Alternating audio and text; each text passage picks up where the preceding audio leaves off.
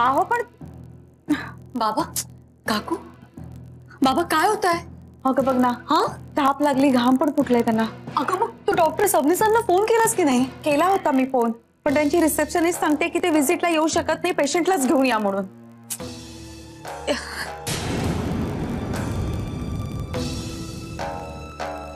Hello hello, मी मंजिरी बोलते. Please जरा डॉक्टरांना फोन देता का? अहो जरा अर्जंट आहे, प्लीज डॉक्टरांना फोन द्या. आत्ता चढलाय माझा. सुरुवात मी प्लीज ने केली होती. मी फोन होल्ड करते, तुम्ही आत्ता डॉक्टरांना फोन द्या. हां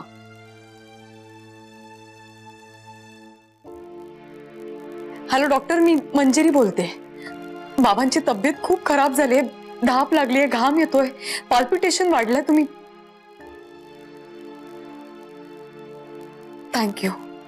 थँक्यू सो मच डॉक्टर.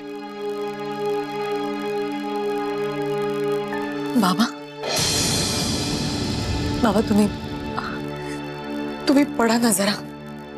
येतात डॉक्टर.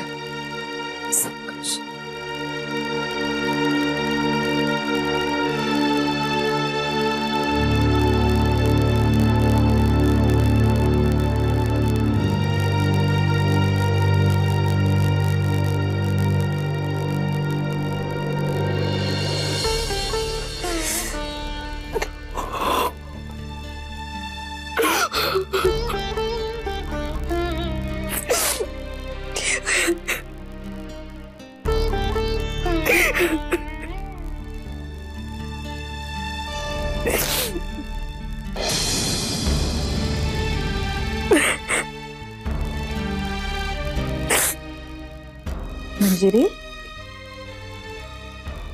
अगं असं काय करतेस? काही झालं नाहीये दादांना. आता ह्या वयात तब्येतीच्या बारीक सारीक तक्रारी असणारच ना. माझंच चुकलं, मी उगाच तुला पॅनिक होऊन फोन केला.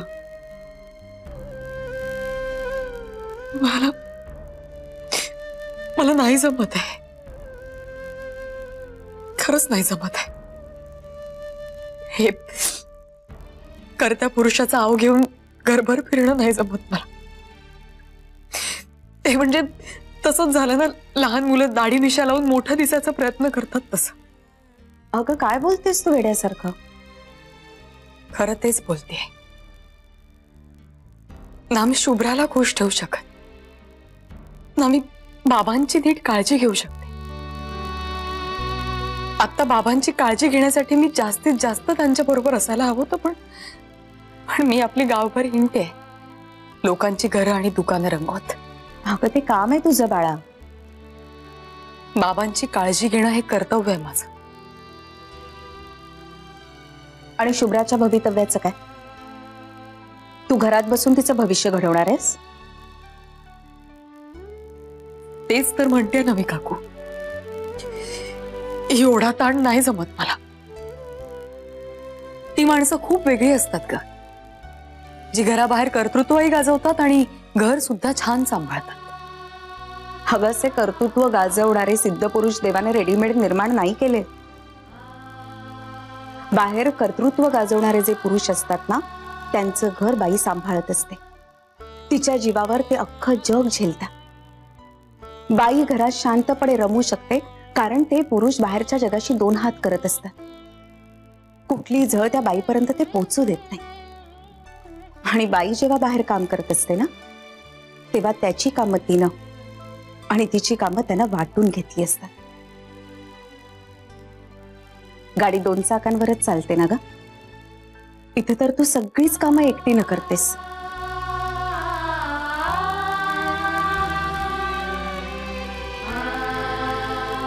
माझा इगो सुखावला जावा म्हणून घटस्फोट घेतला मी,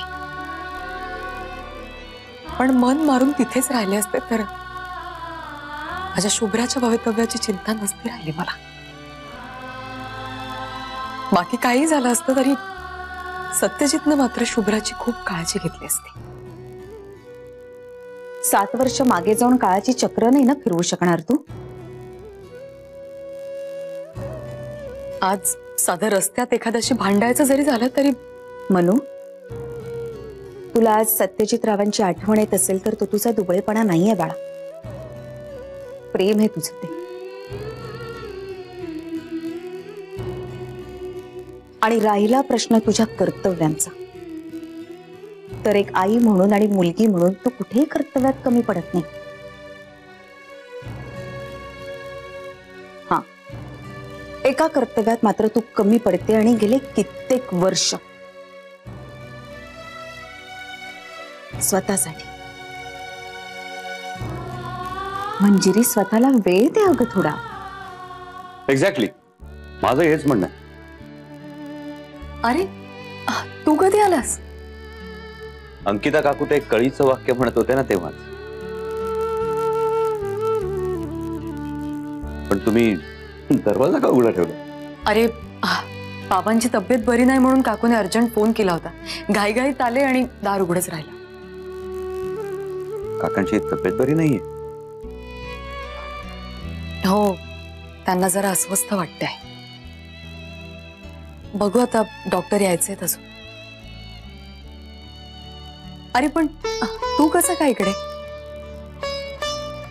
मी आज ठरवलं, आज ऑफिसला सुट्टी, नो ऑफिस. मग तुझं काय आज? माझी तर खूप कामं पडली आहेत. अरे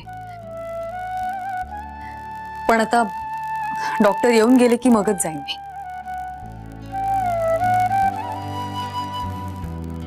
नाही, तू एक काम कर, तू जा, मी आहे काकांकडे लक्ष द्या. तू निघ ग, नको काळजी करूस. बरं, हे बघ, पण कसली मदत लागली, काही प्रॉब्लेम असला तर मला प्लीज फोन कर. चल, येते मी. चल, बाय.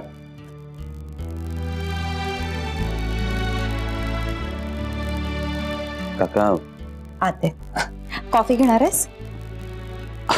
कॉफीवरून आठवलं.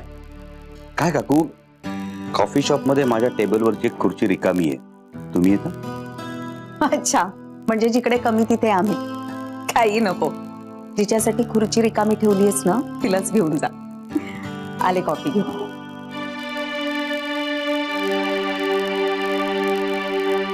दिवस कधी उजाडणारे कोण असतो?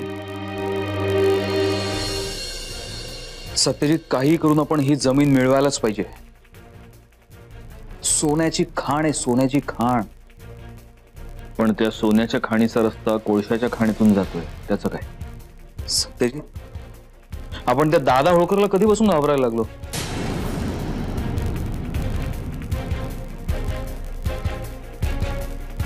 तुला पुन्हा हे सगळं सुरू करायचं? खरं तर हो, त्याला त्याच्या घरातच घुसून मारायचंय मला. विहंग, मला कळतंय तुझ्या आत हा लावा का खपखपतो. मंजुषा आता तुझी बायको आहे आणि त्यानं तिच्या बरोबर जे काही केलंय. सत्यजित, प्लीज त्याबद्दल नको बोलूया. सॉरी. पण आता तूच विचार कर, तुम्ही दोघांनी तुमच्या पोटच्या मुलाला इतक्या लहान वयात त्या बोर्डिंग स्कूलमध्ये घातलं. तू जगाला शिस्ती बिस्तीची कारणं दे, पण मला माहितीये तू हे का केलंस. तुला दादाच्या थ्रेट पासून तुझ्या मुलाला प्रोटेक्ट करायचं होतं. कारण तुलाही हे माहितीये की डूख ठेवून दादा तुझ्या मुलाला, तुझ्यापेक्षा मंजुषाच्या मुलाला काहीही करू शकतो. अंदाज करेक्ट आहेत आपले, अभिनंदन. आपण जरा विषय बदलूया. म्हणूनच सांगतोय राजे, ज्या रस्त्यावर दादा होळकर नावाचा नाग आडवा बसलाय तो रस्ताच आपण धरायला नको. Good morning. Good morning. तू इथे? यावं लागलं, तू डबा घरीच विसरून आला होतास. मुद्दाम? हा, मुद्दाम. इथे मिसळपाव आणायचा असतो ना त्याला. हे का, आता फोनवर त्याने मिसळपाव ऑर्डर केलाय, एक्स्ट्रा तिखट. विहंग, तू ह्याचं काय ऐकतेस? एक मिनिट हा विहंग. मला इतर बायकांसारखं हे कर ते करू नकोस असं करायला जमत नाही. पण प्लीज ह्या बाबतीत ना मी पाया पडते तुझ्या. विहंग, माझ्या बहिणीला पाया पडायला लावतोस? जायदाद से बेदखल कर दूंगा। तेव्हा प्लीज मी दोघं आता पिडू नका मला। माझ्याकडे वेळही नाहीये तेवढा। तुझ्यासाठी वाट वाकडी करून आले इथे। मला अनाघाताईंकडे जायचंय आमच्या एनजीओच्या कामासाठी। आणि मग मी आर्याला प्रॉमिस केले की मी आज घरी येणार आहे म्हणून। आणि हो, आराध्यसाठी स्वेटरही घेऊन पाठवायचंय नवीन। साहेबांचा फोन आला होता काल, स्वेटर हरवला म्हणून। बिचारं माझं बाळ तर 5 गणीच्या थंडीत कुडकुडत असेल। हा, चान्सच नाही कुडकुडायला। माझा मुलगा आहे, एव्हा शाळेतल्या सगळ्या मुलींचे स्वेटर पोचले असतील त्याच्या खोलीवर। भोसले, दुसरीच आहे आता तुमचा मुलगा। म्हणून काय आलं, बाळाचे पाय पाळण्यातच दिसतात, कळलं? हो, बर, आपण यावर रात्री बोलू। दादा, मी पळते, तूही वेळेत जेवून घे। आज पालकची भाजी आणि मसूरची डाळ दिली। चलो, बाय बाय बाय। बोला राजे, एका जमिनीच्या तुकड्यासाठी ही दौलत कोणाला लावायची? हॅलो यंगमान। हा अरे सकाळी सगळं काय माझी चेष्टा करतो रे। अहो चेष्टा कसली, खरं सांगतो तुम्ही आता ना आधीपेक्षा जास्त यंग वाटता। कसला यंग रे, थकलो आता, खंगलो। असे शब्द शोभतात का तुमच्या तोंडी? अरे बाबा, आता 1 तासापूर्वी तुम्हाला कळलंय सगळं मला। That's okay. तुम्ही आधी काळजी करणं बंद करा, म्हणजे हे सगळे त्रास कमी होतील। काळजा काय कोणी असं उगीच पाळतं का रे, कुत्रा पाळल्यासारखं? येतात कुठून तरी येतात आणि मग घर करूनच बसतात मला। आता कसली काळजी आहे तुम्हाला? अहो मंजिरीला इतकं छान सेटल केलंय तू, तिच्या पूर्व आयुष्यातली सगळी जळमट स्वच्छ केली। त्यासाठी बाप म्हणून खूप जबरदस्ती करावी लागली मला तिच्या। काय आई वडिलांना कधी कधी अशा गोष्टी कराव्या लागतात, आम्हा मुलांच्या डोक्यात अक्कल शिरावी म्हणून। आता असं वाटतं ना की त्यावेळेस कॅन्सर डिटेक्ट झाला ना, एका अर्थी बरंच झालं। बाबा, काहीच होणार नाही तुम्हाला, आम्ही होऊ नाही देणार। डॉक्टर म्हणाले 1st स्टेज कॅन्सर आहे हा, औषधं घेतलीत की पूर्ण बरा होईल। बेटा मला माझी काळजी नाही, माझं झालंय, जगून झालंय। तर तुझ्यात आणि शुभ्रामध्ये जीव अडकलाय। हो ना, मग आमच्यासाठी तरी जगावंच लागेल तुम्हाला। तुमच्यासाठी तर जगतं ना। कसं आहे बेटा, मरण आज नाही तरी काही वर्षांनी आपलं दार ठोठावणारच नाही। असं का बोलताय तुम्ही बाबा? सगळं बोलणं आता गरजेचं आहे म्हणून बोलतो। हे बघ मंजिरी, मी आता काय सांगणार आहे ते नीट ऐक।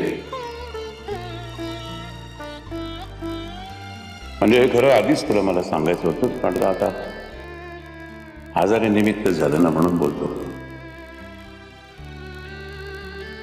हे बघ मंजिरी, आपण हे शहर सोडून जावं असं मला वाटतंय, आणि इच्छा आहे तशी।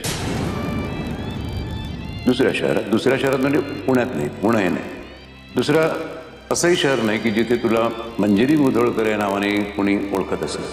पण का? या सगळ्याची काहीच गरज नाहीये। कायद्याने सत्यजितला आमच्यापासून जितकं तोडणं शक्य होतं तितकं तोडलंय ऑलरेडी। सत्यजित मुधोळकर हा कायदा मानणारा माणूस आहे असं मला वाटत नाही। आणि दुसरी गोष्ट म्हणजे जेलमधून सुटून आल्यानंतर तो तुझ्या आणि शुभ्राच्या आयुष्यामध्ये ढवळाढवळ करणार नाही याची काय गॅरंटी? मला नाही त्याची गॅरंटी। ते कसंही असलं तरी शुभ्राचे वडील आहेत ते। तो एक खुनी आहे, आणि एका खुनी बापाची लेख हा शिक्का कपाळावर आयुष्यभर घेऊन शुभ्रानं जगावं असं तुला वाटतंय का? हे बघ, आपण हे शहर बदलून जाऊ म्हणजे बघ तुला सुद्धा तुझं आयुष्य नव्यानं सुरू करता येईल, खऱ्या अर्थानं नव्यानं सुरू करता येईल. तुला हवं तसं तू जगू शकशील, तू आणखीन शिकशील, तुला काही प्रोफेशनल कोर्स करायचा आहे तो करू शकशील, तुला समजा कुठला स्वतंत्र व्यवसाय करायचा आहे तर मी तुला सगळं सेटअप करून देईन. या या या चिखलापासून या दलदलीपासून दूर असं निकोप वातावरणामध्ये आपली शुभ्रा वाढेल, मोठी होईल आणि मुधोळकर आणि त्याच्या त्या शापित कुटुंबाची सावली सुद्धा आपल्या शुभ्रावरती कधी पडणार नाही. पण त्या माणसांचा खूप जीव आहे आपला शुभ्रा. हे बघ, आता त्या कुटुंबाचा आणि शुभ्राचा आयुष्यात काय आता संबंध राहणार आहे का? हे बघ, शुभ्रा मोठी झाल्यानंतर तिच्या आयुष्यामध्ये तुला काही गुंता निर्माण करायचा आहे का? म्हणजे तिने समजा अशा या त्रिशंकू नात्यांबद्दल तुझ्याकडे काही प्रश्न विचारले तर त्यांना काय उत्तर देणार आहेस? पण प्रश्न तर ती विचारणारच आहे. उद्या आपण कुठल्याही परक्या शहरात गेलो तरी माझे बाबा कोण आहेत, कुठे आहेत, हे प्रश्न ती विचारणार नाही का? हो, पण तेव्हा तुला हवं तसं उत्तर तू देऊ शकतेस ना. हवं तर सांग ना की तुझा बाप मेला म्हणून.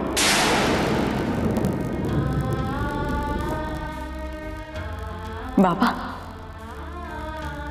हे बघ, तुझा बाप आता मरणाच्या उंबरठ्यावर उभा आहे.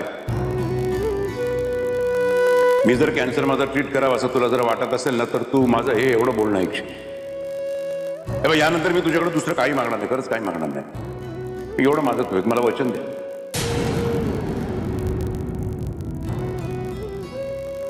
मला वचन दे, मला वचन दे.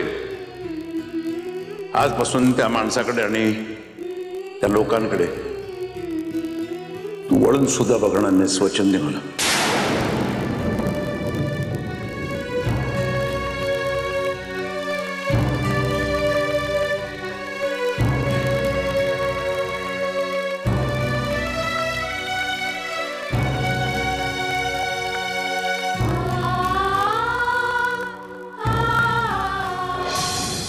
काही रोग उपचाराने बरे होत नाहीत, शस्त्रक्रियाच करावी लागते.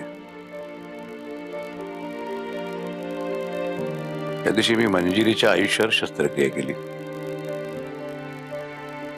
तिला मुळासकट उपटून इथे घेऊन आलो. तुमची शस्त्रक्रिया यशस्वी ठरली का? मंजिरी रुजली इथे. गुणधर्मच असतो ना मंजिरीचा. जिथे पडते तिथे रुजते आणि जिथे रुजते तिथे नवी तुळस उगवते. लेखक कवी झालंस की तू? हा,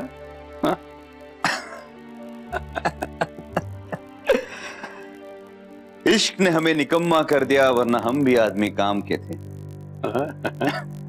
कोण आहे इश्क? कोण आहे तुझी? कुठे कोण का? माझी सोय अजून तिथेच अडकली जिकडे 7 वर्षांपूर्वी अडकली होती. काका आराम करत? अरे काय नाही, आता मस्त मी. तू आलास ना, खूप बरं वाटायला लागलं मला आता. हा, सॉरी स्वप्नील, मला माफ कर. माफ? कशाबद्दल? त्यावेळेस मीच तुला सांगितलं होतं, भरीस पाडलं होतं, मंजिरीचा विचार कर म्हणून. काका प्लीज प्लीज, हा गैरसमज आधी मनातून काढून टाक. कोणीतरी भरीस पाटलं म्हणून कोणी कोणावर प्रेम करत नाही. मला मंजिरी आवडत होती, पण तिने त्याच वेळी स्पष्टपणे सांगितलं की तिचा तसा काहीच विचार नाहीये. तिच्यासाठी तो विषय तिथेच संपला. माझं नशीब आहे की तिने अजून आमची मैत्री तरी टिकवून ठेवली. पण तुझ्यासाठी तो विषय अजून संपलेला नाहीये ना.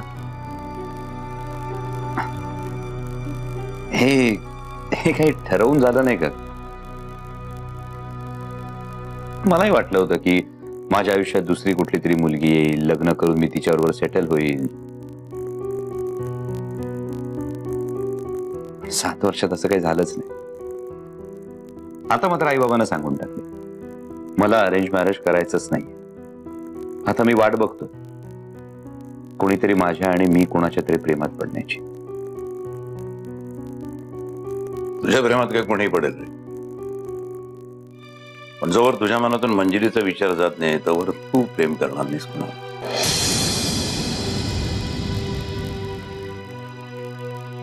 हे बघ स्वप्नील, त्यावेळेस मीच तुला सांगितलं होतं की तू मंजिरीचा विचार कर, पण आता मीच तुला सांगतो मंजिरीचा विचार मनातून काढून टाक. असं तिच्यासाठी स्वतःचं आयुष्य थांबवून ठेवू नकोस.